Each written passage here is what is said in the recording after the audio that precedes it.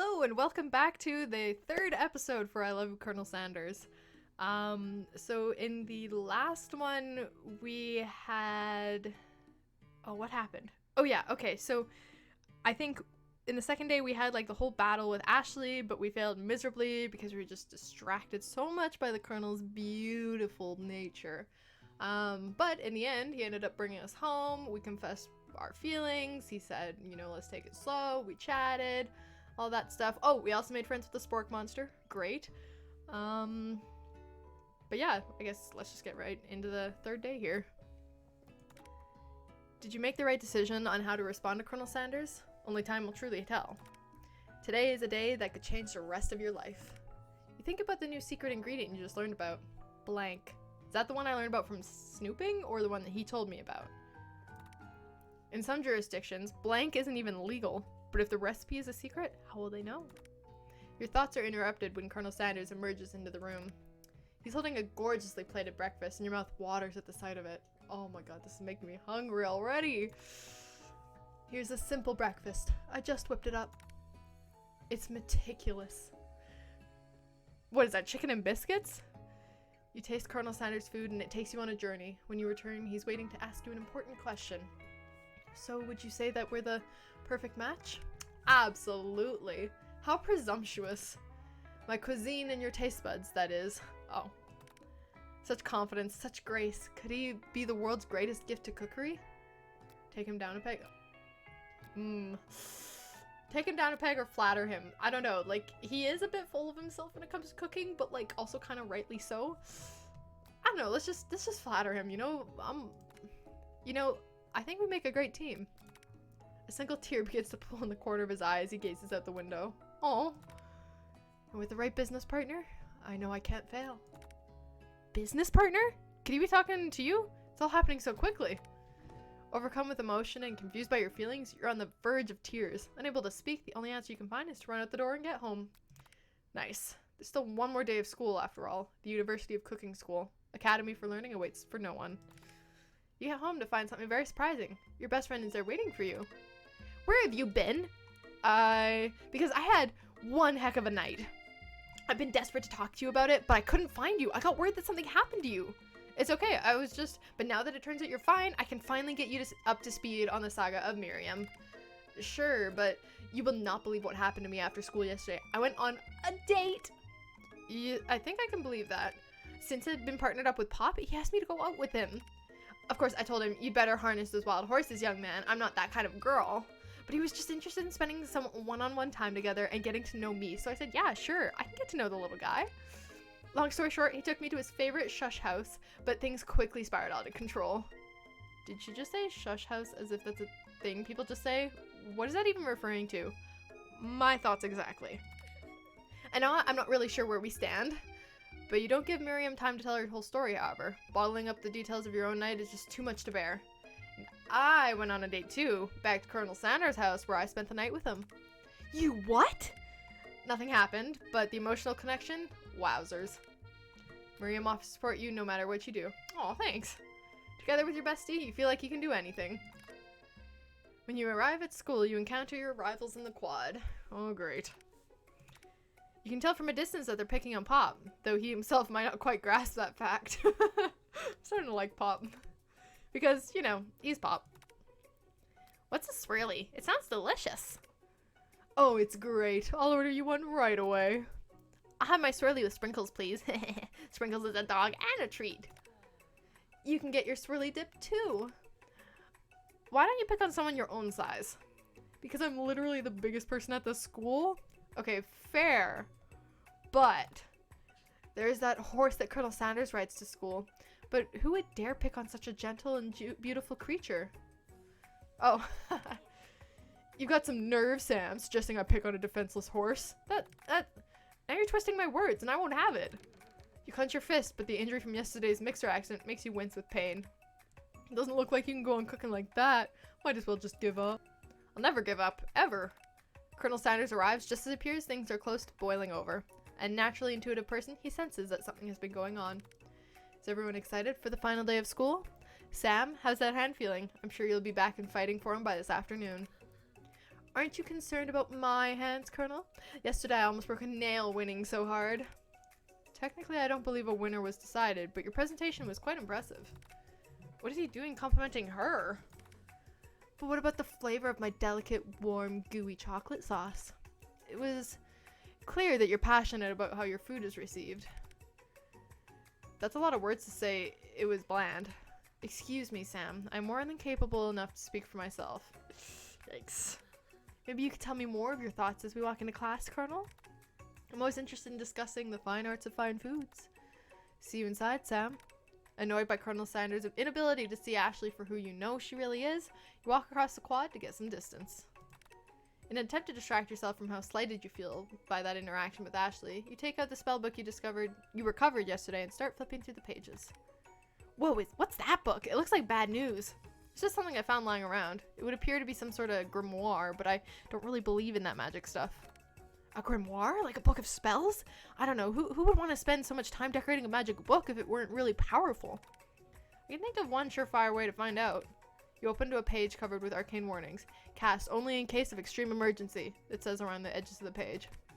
I could use this spell here that says it will erase anyone I choose from all my memories.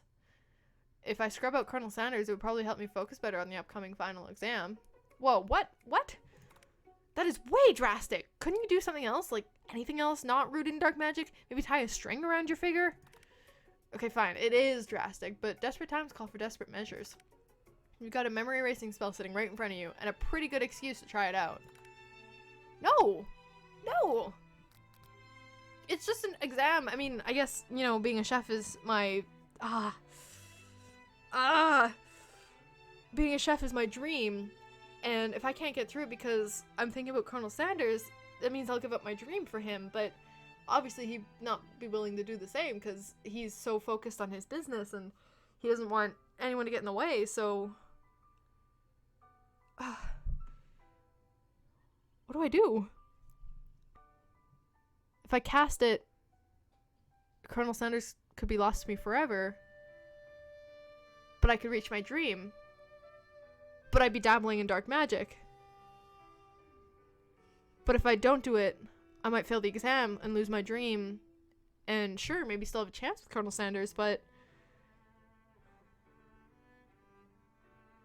I don't know.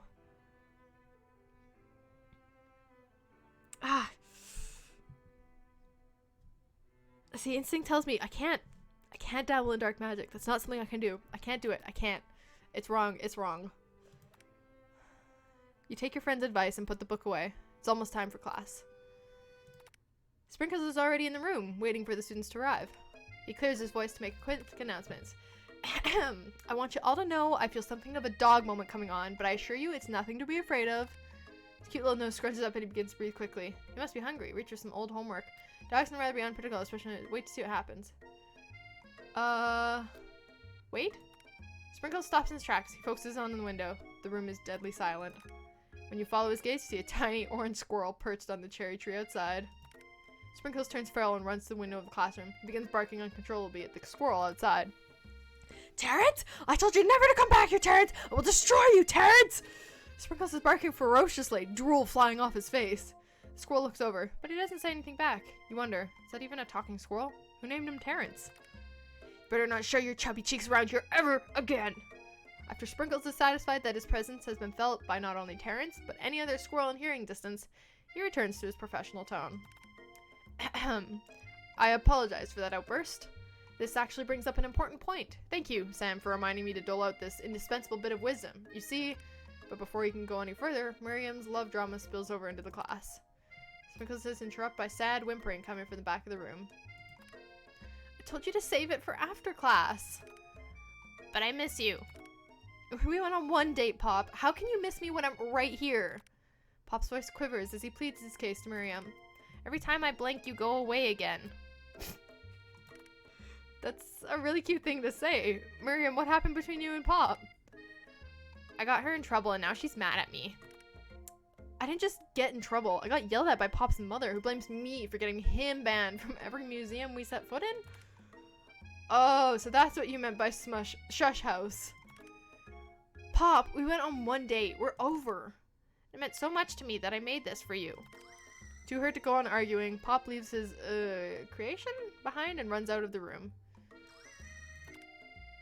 Nothing like a loud public breakout to cast a pall over the final day of school. Well, that was unfortunate. But we mustn't be distracted from what lies ahead. The final competition showdown challenge exam. TM. I'm still working on the title, but I think you get it. Test time approaches. See you all in the arena. But before you can think about your upcoming competition, there's a very beautiful soul nearby in need of a pep talk. Hey, Miriam, are you okay? Okay, I'm so mad I could smash a tiny mug, spilling several droplets of hot cocoa all over the floor. How could he embarrass me in class like that, in front of everyone? Your tiny cocoa is a delicious treasure, so you know that this breakup is no joke, even if the source of her frustration is such a silly boy. I know that you know this, but I'm gonna say it out loud. You don't need anyone. Me and you, we're gonna cruise through this final test and hit the carpool lane to Success City. Miriam brightens up, imagining the wind rushing through her short bangs, but she hesitates to embrace the feeling all the way. You're not gonna saddle up on Colonel Sanders' stallion right off into the sunset without me. Of course not. Well, maybe sort of, but I'm sure there's a pony out there with your name on it, and a big ranch, a ranch big enough for both of us and whoever else we want to bring along. If it's not Pop or Clank or anyone else you meet today, tomorrow, or this whole year, so what? You're a special person who shouldn't settle for the first someone to show a little interest anyhow. Miriam gives you a big hug and wipes the tears from her cheeks. I should really review my menu for today. I'm gonna make a very special soup. And I bet that Professor Dog is gonna love it up. While you're pep talking Miriam, you completely missed lunch, but that's okay, because you had a better idea of how to spend the time before your exam. You decided to head to the arena early to practice a dish. This is it, the location of your final challenge. A test of will, a test of courage, a test of talent, and a chance to beat the pants off Van, the supposed man-man, and his eviler counterpart, Ashley. As planned, you begin to run through a quick test of a recipe you've been working on, Sam's famous chicken pot pie. After practicing for months, making this dish comes second nature to you, and you're able to quickly get a fresh pot pie in the oven. But as soon as you do, your cram session is interrupted by Colonel Sanders. Sam, what are you doing here? There's still time before the final exam. Oh, just taking it all in. I'm big into visualizing success. I'm looking at my station and picturing victory. The pot pie has begun to bake, and the smell is slowly filling the space around you. Visualizing, huh? That's too bad. I was hoping you were here cooking something delicious. You'd usually happily share your food with anyone who's hungry, but the last time you let Colonel Sanders get in your head, it cost you a cook-off. You decide that it's time to put your cooking above your romantic desires, but that decision gets hard to stick to when the oven timer goes off behind you. Ignore it like there's no sound at all. Fess up about your practice. No. I'm gonna be honest, okay? Like, I'm not just gonna lie to him. I've already lied, and I still feel bad about that, okay? Okay, you got me. I'm doing a little bit more than visualizing. I know, my nose can smell a pot pie from 400 yards. Specifically? That's an oddly specific distance, yeah, that's what I'm saying. But you'd expect nothing less from such an oddly specific man. Yeah, fair.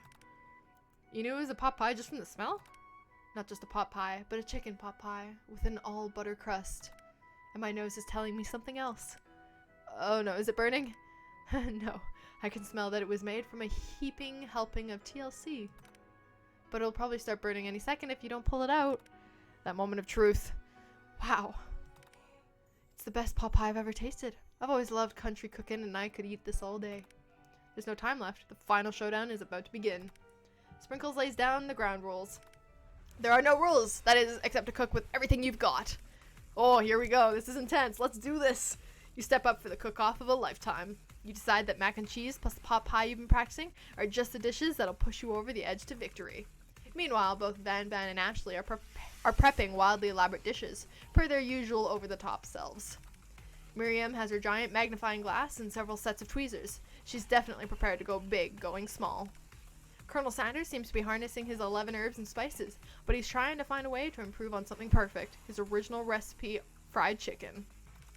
The intensity in the room starts at a full 10 out of 10, with a frenzy of action. Everyone is calling out really cool special cooking moves as they prepare their food. Wow, this is getting serious. Colonel Sanders batters his chicken as it levitates through the air. Egg wash! Miriam fiercely injects ingredients into an itty-bitty pot of broth.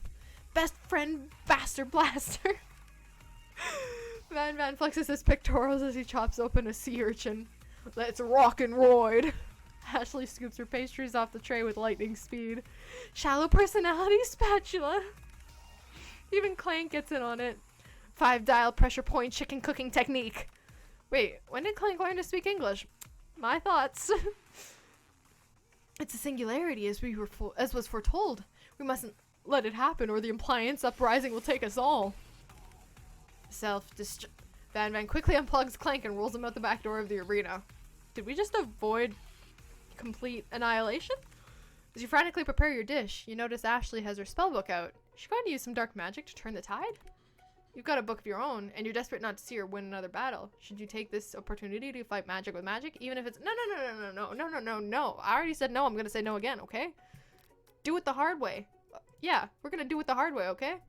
Besides, didn't Colonel Sanders give us this whole speech on like the easy way being just all that more difficult? Like, who needs magic when you got passion? Exactly.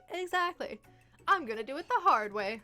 Colonel Sanders sees that you've chosen to win on your own terms, and he gives you a subtle wink from across the room. Ah, I believe in you, Sam. I believe in me too, thanks, man. Miriam notices too. And I've always believed in you, Sam, since we were little kids, because I'm your best friend forever. You turn to notice that Miriam is at your station, cheering for you. Miriam, what about your dish? If you're here cheering, who is cooking? Tiny food, short cook time. I'm actually already done, so I thought I'd help you. Oh, that's sweet, but Miriam tosses a handful of spices directly into boiling noodles. It's the secret ingredient! However, she doesn't know that you lied and the ingredient was made up. And where in the world did she get Eye of Newt from? The boiling pot explodes, sending Miriam flying backwards. The watery noodles begin to swirl in the air, bubbling up into a dark cloud that thickens and congeals before your very eyes. Did we accidentally end up casting a spell anyways? Spork monster. It is I, Steve. The spork monster. Steve? Steve? Wait, what happened to... Oh, you are Steve. Steve. Duh, what happened to Borko? You're not here to battle me, are you? We spork monsters are many. I think Borko had the day off, but you have conjured Steve, and I hate to battle. So I'd say you're doing pretty alright. Oh hey, you're in the middle of a cooking competition. I love this stuff. It's better than TV. Crazy kids and your culinary skills really impress me. Mind if I hang out? I'm sorry, Steve, but I'm kind of in the middle of something. Do you mind? Steve, the spork monster, notices that you've got the grimoire stashed beneath your cooking station. I see what you're up to. Crisscross some magical items and accidentally summon me, huh? Yeah, you guessed it, sorta. If you're here, would you mind tossing some fresh noodles in a pot of salted water? I'd love to. I've always wanted to be a top chef, actually. You know, when I was just a little spork pup back in the old country, you can feel spork monster winding up to tell a very long and involved story. You don't know exactly where that came from, but it seems like it was probably lonely there. Actually, you know what? Maybe you should watch from the sands. I really need to focus on this competition. I understand. It's kind of like that time at Monster School that I'd fallen asleep during scare tactics class, and when I woke up, you toss a serious stare at Steve and he takes the hint. Never mind. I'll tell you later. Good luck! Having suffered this huge setback, you don't know how you could ever win. Give up and drop out of culinary school. You summon extra power from deep down with awe. There's only one option that I see here. I can do this. I have what it takes. I came here to win. Your hair turns mac and cheese orange as culinary energy flows through your body. My heart is pure. My hands are steady. My taste buds have been preparing their entire lives for... Yes, Sam, you are the chosen one. You will avenge me. The power you've been summoning immediately fades back out. You interrupted my inspiring monologue. Sorry. My heart is pure. My hands are steady. My taste buds have been preparing their entire lives for this moment. I will show the world my cookery. You begin to levitate off the ground. Energy courses through your body. You know that with this power, you can do anything. Except turn back time, which would be super useful because while you were powering up, your chicken pot pie overcooked in the oven and can't be served. Crap. But don't worry, dear Sam. You may have suffered some setbacks, but all is not lost. Impressed with your fortitude, Colonel Sanders decides that you've earned his support. I've been watching you today, and I must say, I'm truly impressed. You've been thinking on your feet and rolling with the punches. He steps up to your station and stands right beside you. I'm here to help. All you've managed to make is mac and cheese, and time is almost up, so you're gonna need it. But Colonel Sanders, what about the test? What will happen to you? Or what about the rules? Following the rules has never really been my thing. I follow my heart. He's crying. What a guy. Colonel Sanders unfolds a delicate white towel to reveal the most delicious fried chicken tenders you've ever laid your eyes on. And besides, sometimes unexpected combinations can have surprising effects that surpass their individual efforts.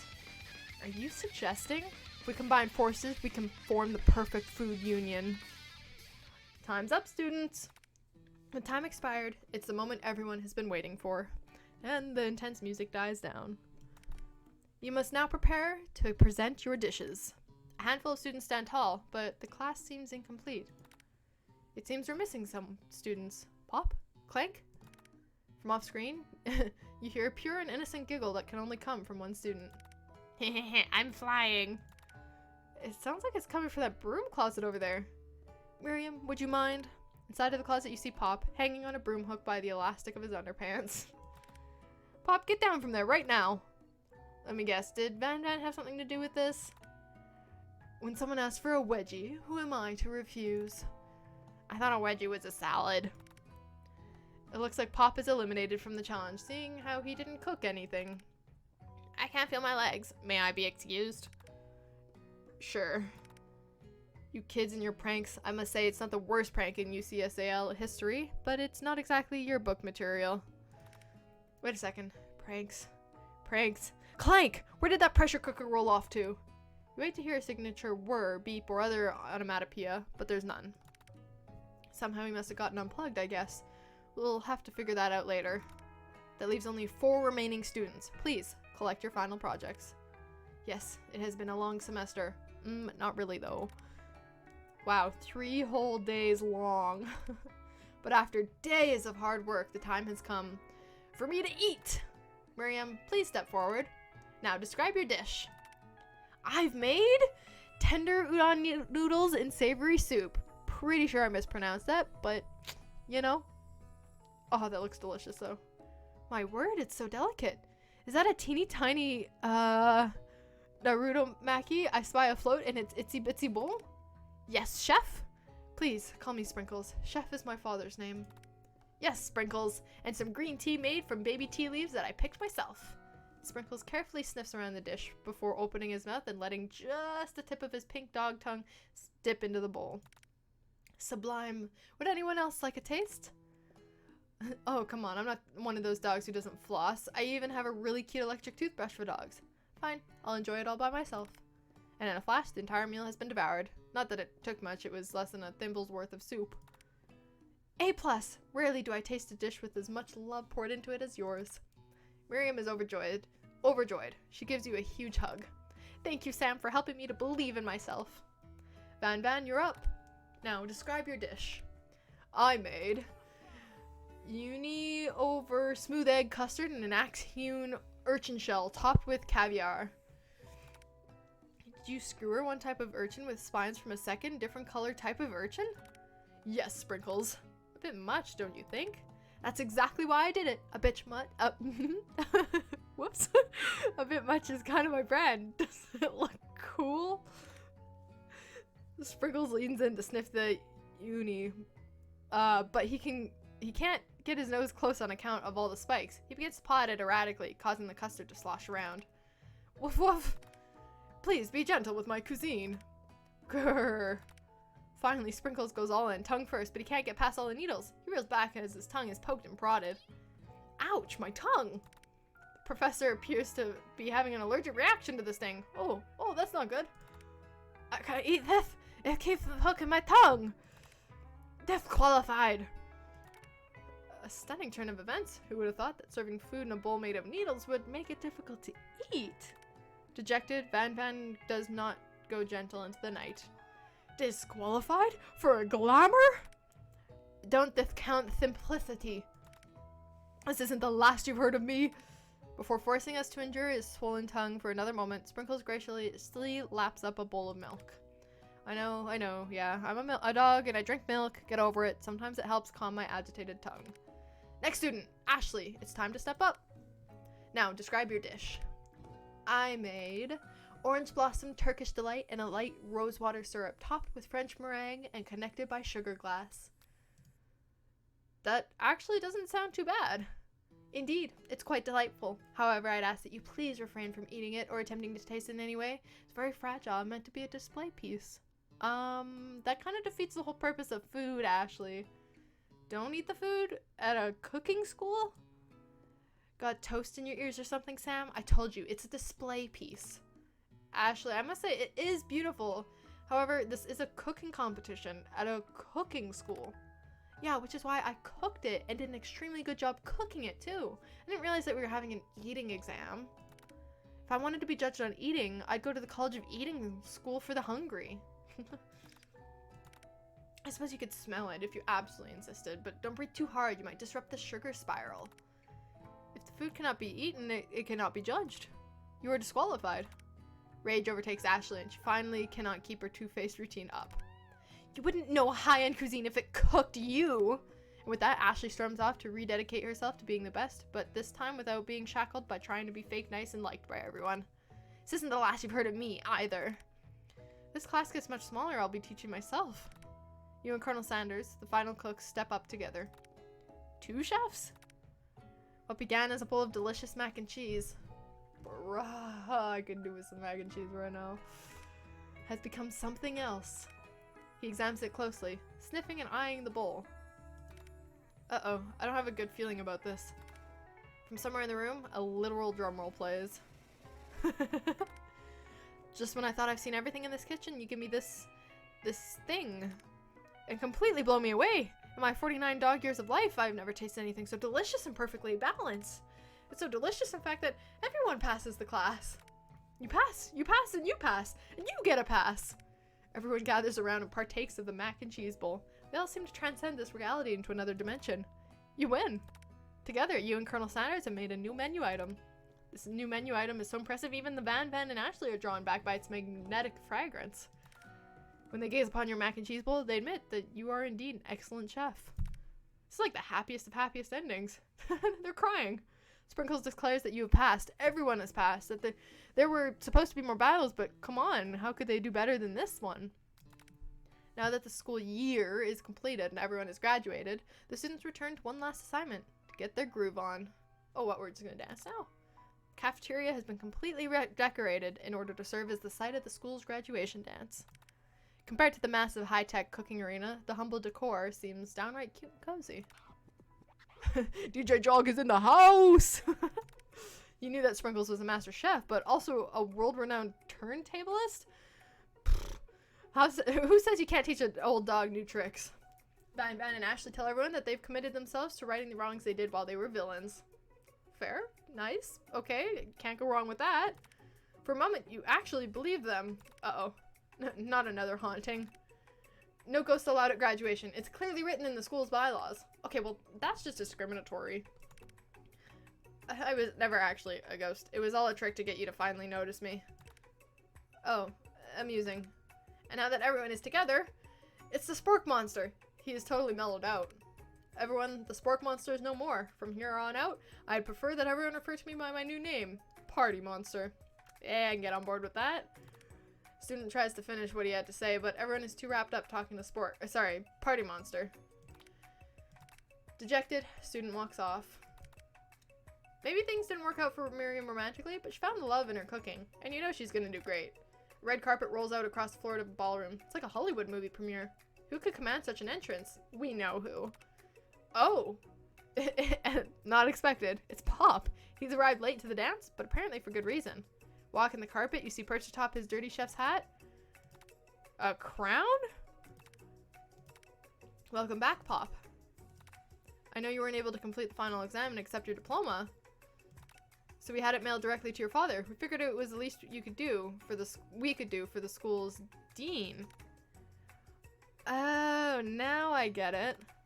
And we get a new wing on this school, not to mention the honor of educating the son of the chancellor of such and such. For a second I thought that was an actual word. Miriam, will you be my lady king? What an incredible turn of events. An offer to join the royal family? It's like a dream come true. You're gonna be a princess, or maybe a queen. I'm not sure if he even knows, but either way, crowns and gowns, baby. I'm sorry, Pop, I'm not interested. Not now, at least. I've got so much to do with my life. A twist on a twist? So many more 3-day universities to attend.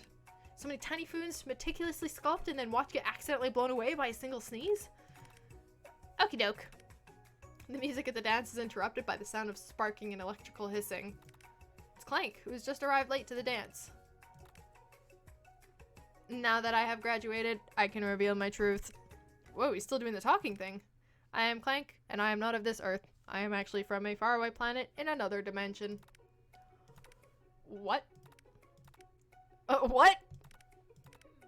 I actually feel like I knew it this whole time. Now that I have learned the ways of your kind, I must return. A portal opens up and Clank disappears through it. Okay. I just realized why Clank is so familiar to me. All this time I've been trying to figure it out. Ratchet and Clank. Bruh. Finally, Colonel Sanders arrives. Oh, finally. Rose petals, yes. Hello? What is this casual wear? I'm liking it. A little pen in the pocket. Howdy, classmates. Just like the first day you met him, he has come prepared to feed the entire class. However, it's not enough to just give them a bucket of chicken. This time, it's a full meal. I didn't get to be the most famous chicken man in the history of chicken and man, but not reminding people to go out and buy my chicken. Oh, by not reminding people to go out and buy my chicken. Wait, what? The end? That's it? That's it? Oh, there we go. Oh, no, it's not the end. Oh, okay. So everyone feasts on their delicious chicken dinner. Colonel Sanders finds you sitting at the edge of the dance floor. Are we gonna dance? Sam? What are you doing sitting all alone? Oh, you know, just waiting for the right person to ask me to dance. I wonder, might you tell me what are the qualities that you would expect to find in such a lucky person? Well, Sanders.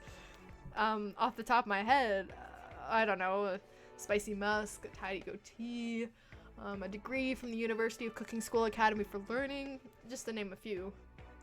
This guy looks more nervous than I am right now. It truly is my lucky day. Would you dance with me? Yes, I would love to. As you glide across the dance floor, hand in hand with Colonel Sanders, the future stretches out in front of you. And once my 100th franchise is up and running, I'll be ready to take a day off, and I'll be so glad to spend it together with you, Sam. Well, how sweet. We'll work together and play together. Colonel Sanders stops dead in his tracks. Work together? Well, I think this is something I'll just need to do by myself. But who will help you run your restaurants? I don't believe I need help. Besides, based on your time at school here, do you really think running restaurants is the best path forward? Could it be? You found a love connection, but failed to earn Colonel Sanders' respect as a chef? Can you live with only half of him? Will you be able to endure sharing with him with his other love, the life of an entrepreneur? I suppose I could enroll at pastry school.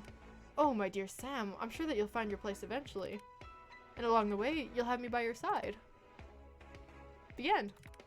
That's the end. Okay. Oh god, loud. Don't be loud again, please. Why is it so loud? Stop. Don't. Oh my god.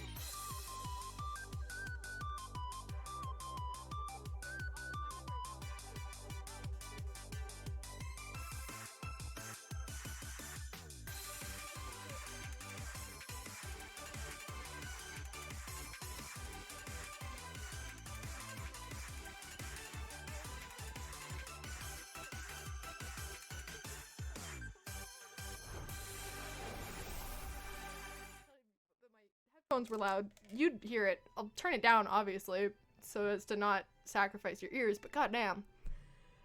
Okay.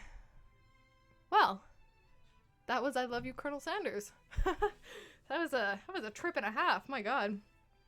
But honestly, I really enjoyed that. I was not expecting to enjoy that as much as I did. Yeah. I still don't understand half of what happened, but I think that's kind of what made it fun, so there you go. I Love You, Colonel Sanders. Yeah, thanks for joining me in this little mini-series, and I hope to see you in other videos. Bye!